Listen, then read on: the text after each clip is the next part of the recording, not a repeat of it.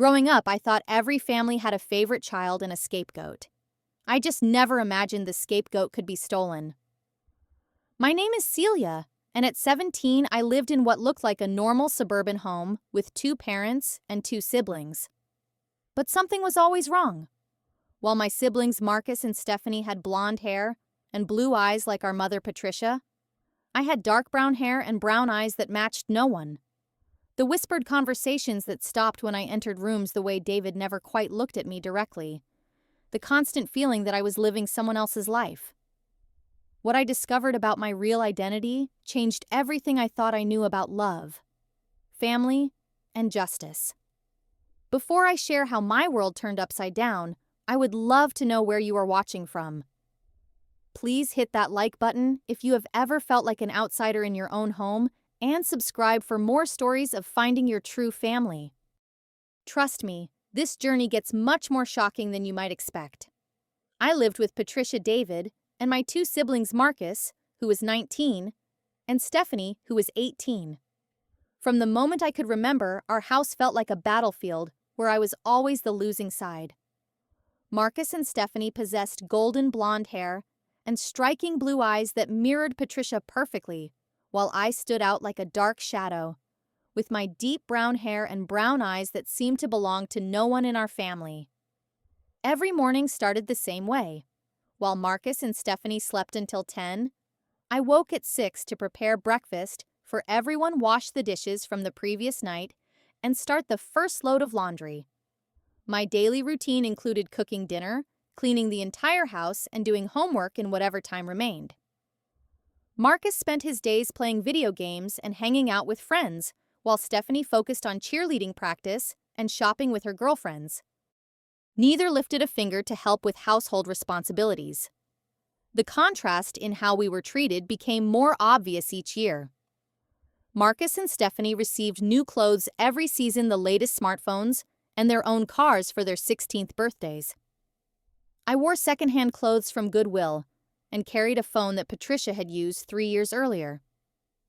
My bedroom was actually the basement, furnished with a creaky old bed and a small dresser with drawers that stuck. Meanwhile, Marcus and Stephanie enjoyed spacious bedrooms on the 2nd floor with new furniture, flat-screen televisions, and gaming systems. Marcus seemed to take particular pleasure in making my life miserable. He would shoulder check me in the hallway, causing me to drop whatever I was carrying, then laugh as I scrambled to pick up scattered papers or broken dishes. His favorite insult was calling me their charity case, especially when his friends visited. Stephanie preferred psychological warfare, hiding my schoolwork or lunch money, then acting innocent when I frantically searched for missing items. She told her friends I was the weird sister who probably had mental problems, ensuring I remained socially isolated at school. Patricia's verbal attacks cut deepest. Whenever I made any mistake, no matter how small, she would explode with fury. "You are so ungrateful. We took you in when no one wanted you," became her standard response to any complaint or question I raised. "Do you have any idea how much money we spend on you? The least you could do is show some appreciation instead of acting like a spoiled brat all the time." David remained completely indifferent to my existence, showing emotion only when discussing Marcus's football achievements or Stephanie's cheerleading competitions. Mealtimes highlighted the family hierarchy most painfully. Patricia would call Marcus and Stephanie for dinner, and the 3 of them plus David would sit around the dining table, sharing their day while I cooked in the kitchen. By the time I finished preparing their meal and cleaning the cooking dishes, they had finished eating and moved to the living room. I ate alone in the kitchen, listening to their laughter from the next room, wondering what I had done to deserve such treatment. When I got sick with the flu during my sophomore year, no one checked on me or brought me food. I dragged myself upstairs to get water and overheard Patricia telling David that I was probably faking to get attention. When Marcus broke his arm during football practice that same month, the entire family rearranged their schedules to take care of him. Patricia took time off work. David drove him to every appointment, and Stephanie helped him with basic tasks he could have managed himself. Despite the hostile environment at home, I excelled academically. I maintained a perfect 4.0 grade point average, served as president of the debate club, and tutored younger students in mathematics and science. I taught myself to play piano using library books and free online videos, eventually winning first place in our city's Young Musicians competition. When I brought home academic awards or certificates, Patricia would glance at them briefly and say something like, "Do not get too proud. Grades do not mean everything in the real world." When Marcus passed a basic math test or Stephanie remembered her cheerleading routine, they received elaborate praise and celebration. The constant rejection and emotional abuse led me to question everything about my place in this family. Why did I look so different from everyone else? Why did simple kindness seem impossible for them to show me? Why did they treat me like an unwelcome burden instead of their daughter? I began spending more time at the public library, not just for homework, but to escape the suffocating atmosphere at home. The librarians were kinder to me than my own family members. My junior year brought new hope when I discovered Riverside Preparatory Academy, a prestigious boarding school 3 hours away. Their website showcased students who looked engaged and happy, participating in academic competitions and creative programs that seemed like a completely different universe from my current reality. I researched their admissions process, thoroughly saved money from my part-time job at the library to pay the application fee, and spent weeks crafting the perfect essay about overcoming adversity. The application process became my secret project. I requested transcripts from school-asked teachers for recommendation letters and submitted everything during my lunch breaks using the library's computers. For the first time in years, I felt genuine excitement about my future. Riverside Prep represented freedom, intellectual stimulation, and the chance to be around people who valued education and personal growth. I imagined making real friends, participating in meaningful conversations, and discovering who I could become when not constantly walking on eggshells. On a cold Tuesday morning in March, I received the thick envelope I had been desperately hoping for. Riverside Preparatory Academy had accepted me with a partial academic scholarship covering 60% of tuition costs. My hands shook as I read the congratulations letter and scholarship details. After calculating the numbers multiple times, I realized my family would need to contribute approximately $15,000 per year, which seemed manageable given David's job as a regional sales manager and Patricia's position as a dental office administrator. I practically floated home that afternoon, clutching the acceptance packet against my chest. This was my chance to escape, to prove my worth, to finally be somewhere I belonged. I had spent so many years feeling like a stranger in my own home, but now I could see a clear path toward a better future. The letter mentioned that scholarship recipients often received additional financial aid in subsequent years, based on academic performance, which gave me even more hope. I could hardly contain my excitement as I prepared to share the wonderful news with my family. I burst through the front door that evening, unable to hide my joy any longer. Patricia was in the kitchen preparing dinner while David read the newspaper in his recliner. Marcus and Stephanie sat on the couch watching television. "I have incredible news," I announced, holding up the acceptance letter. Riverside Preparatory Academy accepted me with a scholarship. Patricia's face immediately drained of color. She set down the wooden spoon she had been using and stared at me with an expression I could not quite read. "Riverside Prep." "That is way too expensive," she said, her voice rising. "We do not have $20,000 just lying around, Celia." I quickly explained that the scholarship covered most expenses. "I only need $15,000 per year, and I can work summers to help with costs. This is my chance to get into a really good college." David looked up from his newspaper with cold, calculating eyes. "We do not have $15,000 either. The answer is no. End of discussion." Marcus and Stephanie began laughing from the couch. "Little Miss Perfect thinks she is too good for us now," Marcus said with a smirk. What makes you think you deserve to go to some fancy private school? Stephanie added, Yeah, you should be grateful for the free public education you are already getting. I felt my heart sinking, but I pressed on desperately. I can get a loan or work more hours or find additional scholarships. Please, this could change my entire future. Patricia slammed a pot onto the stove. I said no, Celia. Why can you not just be satisfied with what you have? You are always asking for more, always complaining, always acting like we owe you something special. The following week, I overheard David on a phone call discussing college expenses for Marcus. He mentioned spending $25,000 for Marcus to attend the local community college and live in the dormitory, even though our house was only 30 minutes away. When I asked Patricia about this later, she exploded. Marcus needs the full college experience. He has worked hard and deserves independence. 2 days later, I watched from my basement window as a car salesman delivered a brand new red Honda Civic to our driveway. Stephanie ran outside, squealing with excitement, hugging Patricia and David as they handed her the keys. The car had cost $18,000, which I discovered when I glimpsed the paperwork Patricia left on the kitchen counter. When I mentioned that $18,000 was more than my school tuition, Patricia's response chilled me to the bone. They are our real children. They deserve the best.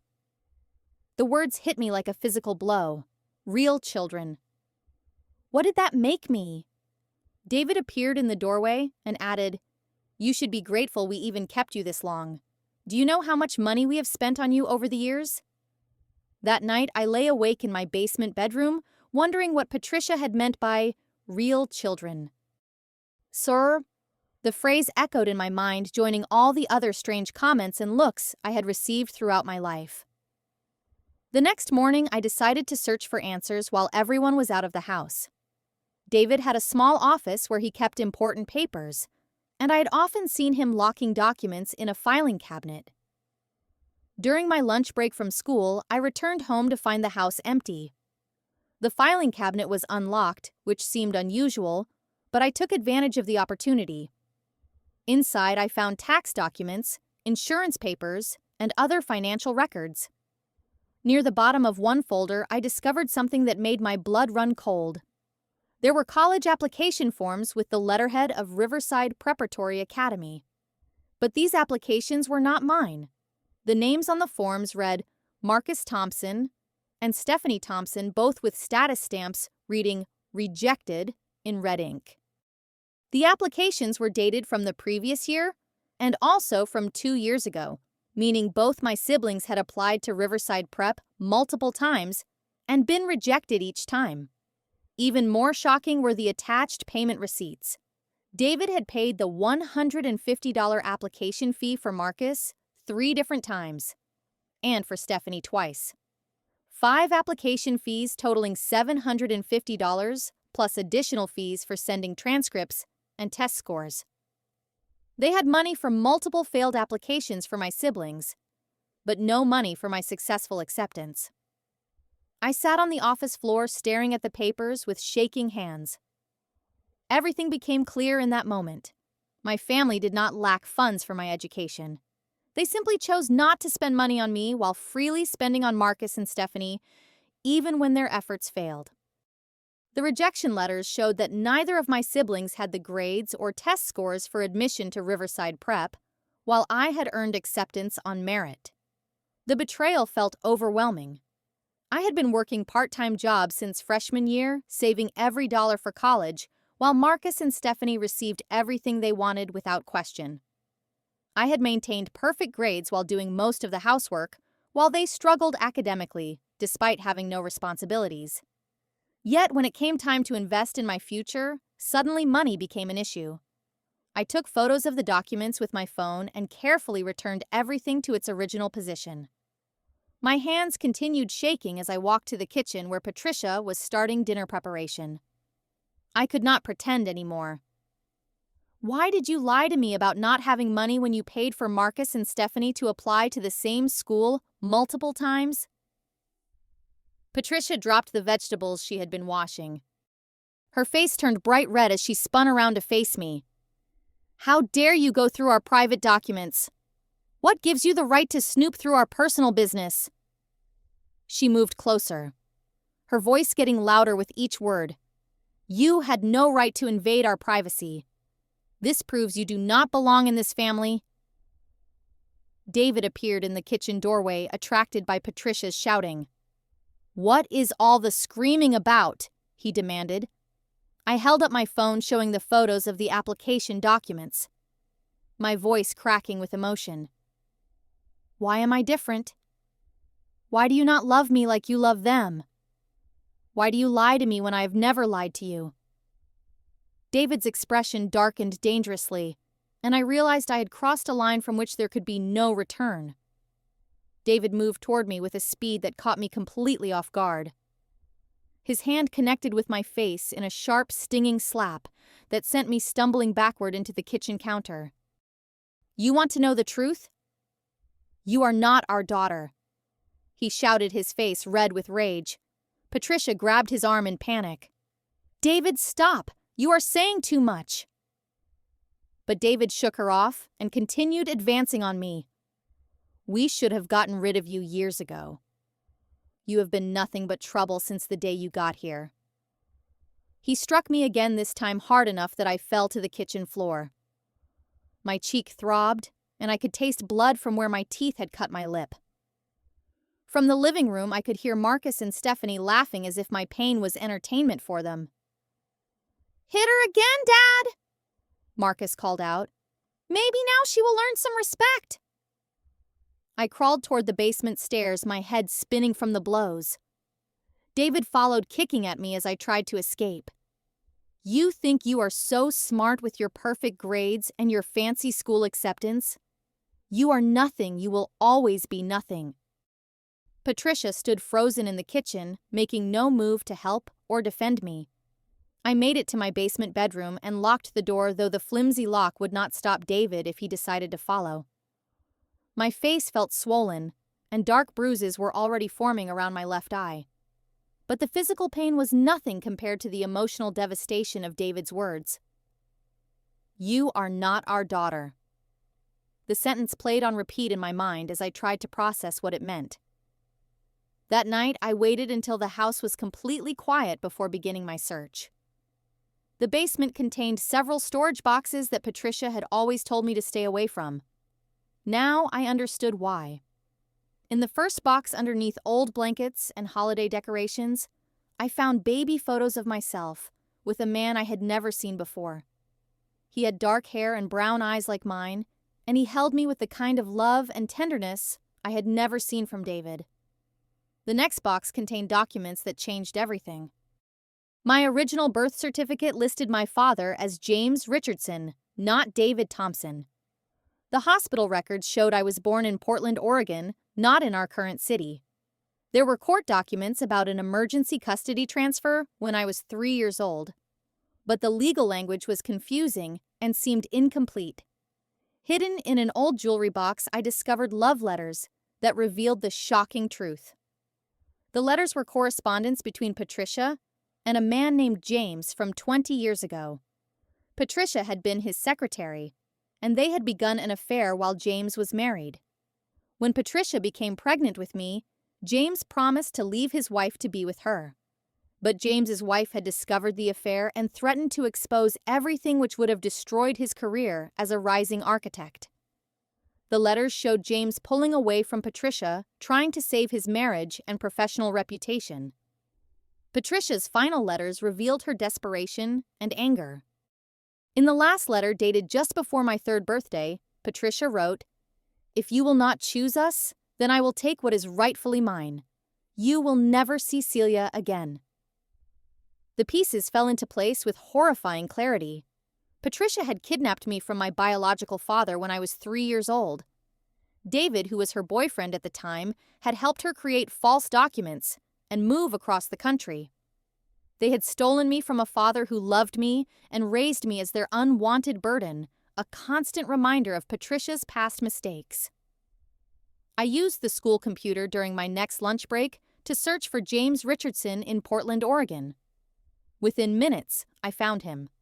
He was now a successful architect with his own firm, remarried to a woman named Sarah with 2 younger children named Emma and Lucas. His professional website included family photos showing a kind-faced man in his late 40s with warm brown eyes that looked exactly like mine. My hands shook as I composed an email to his business address. Mr. Richardson, I believe you are my father. My name is Celia. I was born on March 15, 2007. I am currently living with Patricia Thompson and David Thompson, but I recently discovered that you are listed as my father on my original birth certificate. I have been treated badly by this family for my entire life, and I need your help. I attached photos of the documents I had found, including my birth certificate and some of the baby pictures with James. I explained my situation as clearly as possible, describing the abuse and neglect while trying not to sound desperate or crazy. Before I could lose my nerve, I pressed send and waited. Within 24 hours, my phone buzzed with an unknown number from Oregon.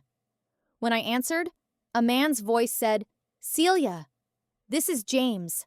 My little girl, is it really you?" His voice was thick with emotion, and I could hear him crying on the other end of the line. "I have been looking for you for 15 years. I never stopped searching. Daddy is coming to get you." The word daddy broke something inside me that had been carefully held together for years. I had never been called anyone's little girl before. I had never heard such love and relief in someone's voice when they spoke to me. James explained that Patricia had disappeared with me in the middle of the night, leaving no trace. He had filed missing child reports, hired private investigators, and never given up hope that someday he would find me. "I am driving down tomorrow with my lawyer and a social worker," James said. "Do not let them know I contacted you. Can you be ready to leave? You never have to go back to that house again, sweetheart. You are coming home where you belong." For the first time in my life, someone had called me sweetheart, and meant it. James arrived the next afternoon with a small convoy that included his lawyer, a social worker, and 2 police officers. I had packed my few belongings in a garbage bag and hidden it in my basement bedroom, waiting by the small window that faced the street. When I saw the cars pulling up, my heart started racing with a mixture of fear and anticipation. Patricia must have seen them from the living room window, because she started screaming before anyone even reached the front door. "David, there are police cars outside. What did you do?" David appeared from his office looking confused and angry, but his expression changed to pure panic when he saw James walking up the driveway. The doorbell rang, and Patricia answered with David standing behind her.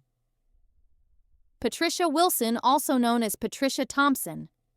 You are under arrest for kidnapping and child endangerment," the lead police officer announced.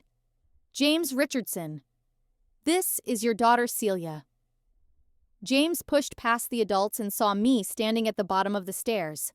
His eyes filled with tears as he took in my bruised face and thin frame. "Oh, sweetheart, what have they done to you?" He opened his arms and I ran to him without hesitation. Being hugged by my real father felt like coming home after a lifetime of being lost. Patricia was screaming about how I had been happy with them, how they had given me everything, how James had no right to just take me away. David tried to intimidate James, claiming squatters' rights and saying I was legally their daughter now. The lawyer quickly produced court documents showing that James had never surrendered his parental rights and that my adoption by the Thompsons was fraudulent. "You have been living a lie," the social worker explained to Patricia and David. "This child was kidnapped from her legal guardian 15 years ago. She belongs with her biological father." Marcus and Stephanie stood in the living room looking shocked and confused, finally realizing that their years of abuse had serious consequences.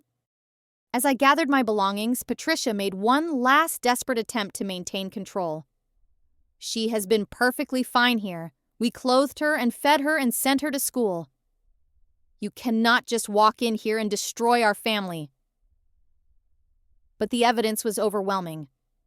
The court documents, the false identification papers, and most damning of all, the baby photos of me with James that they had never bothered to destroy.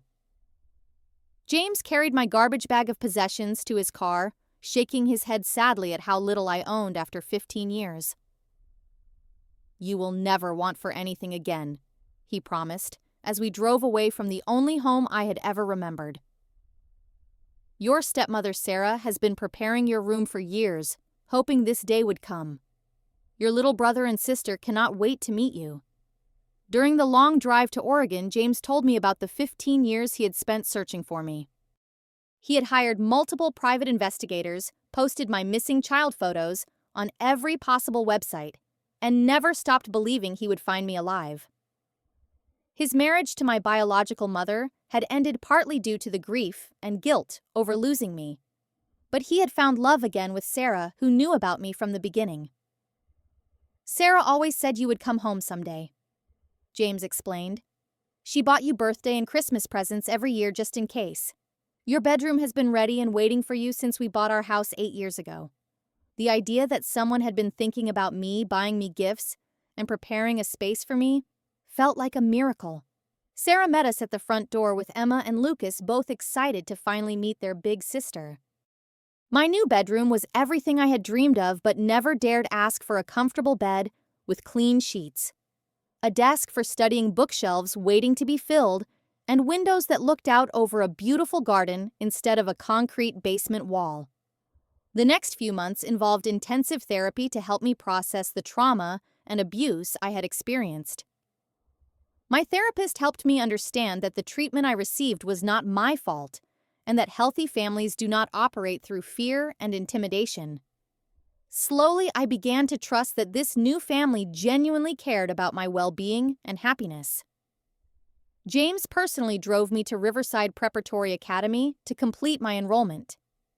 When the admissions office heard about my situation, they awarded me a full scholarship covering all expenses, including room and board. Students who overcome adversity with such grace and determination are exactly what our school values, the director told us. The legal consequences for Patricia and David unfolded over the following year. Patricia was sentenced to 8 years in prison for kidnapping, child endangerment, and fraud. David received 6 years for his role as an accessory to kidnapping and for the documented physical abuse. Marcus and Stephanie had to testify about the years of mistreatment I had endured, finally admitting to the pattern of cruelty they had participated in. The court ordered restitution for the emotional damage and financial costs of my therapy and education, though no amount of money could truly compensate for 15 lost years. Child Services investigated the living arrangements for Marcus and Stephanie, who moved in with relatives who were horrified to learn about the situation. During my senior year at Riverside Prep, I excelled academically and made genuine friends for the first time in my life. My classmates valued intelligence and creativity, and teachers encouraged my love of learning instead of dismissing it. I discovered talents in writing and public speaking that had been suppressed for years, eventually becoming class valedictorian. James and Sarah attended every school event, cheering louder than any parents I had ever seen. Emma and Lucas sent me letters and drawings every week, and I spent school breaks teaching them piano and helping with homework.